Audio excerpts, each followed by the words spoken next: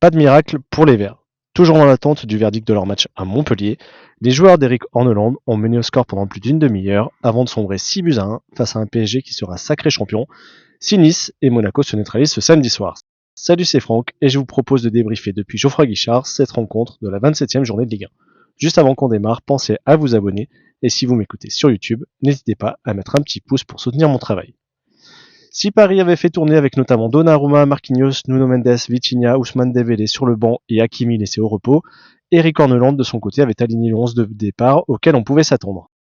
Dylan Batubinsika faisait ainsi son retour en raison de la suspension de Maxime Bernauer et Benjamin Bouchouari remplaçait Emel Mouefek, incertain ces derniers jours. Comme un match aller, Saint-Étienne a pris l'initiative face au PSG avec une première offensive côté droit dès la première minute et un corner obtenu à la troisième. L'ouverture du score est finalement intervenue dès la 9e minute avec une superbe action.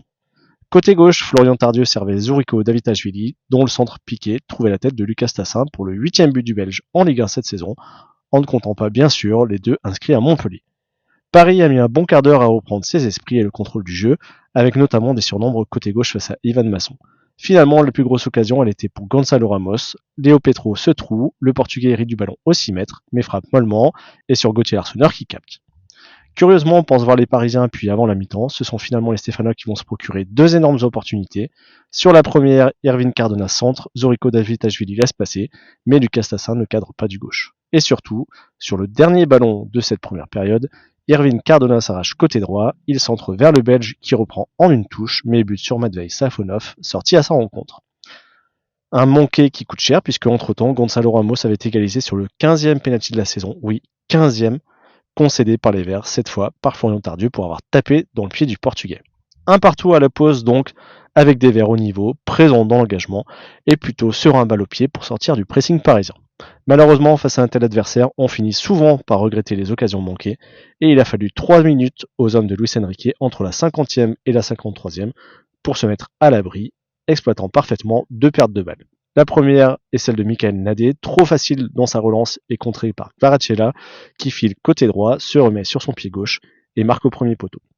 C'est ensuite Irvine Cardona qui se fait prendre le ballon, implacablement exploité par Désiré Doué, qui prend Gauthier Larsonneur à contre-pied, en fermant son pied pour mettre le ballon sur la droite du gardien stéphanois. 3-1 puis 4 à la 62e avec un déboulé côté gauche de Bradley Barcola avec un centre repris de près par Joao Neves et même 5 quand Désiré Doué s'infiltre côté gauche, repique et fusille Gauthier Larsonneur. Autant dire que la dernière demi-heure a été plutôt longue, seulement illuminée par la belle ambiance du chaudron qui a chanté jusqu'au bout et marquée aussi par le retour à la compétition de Benold.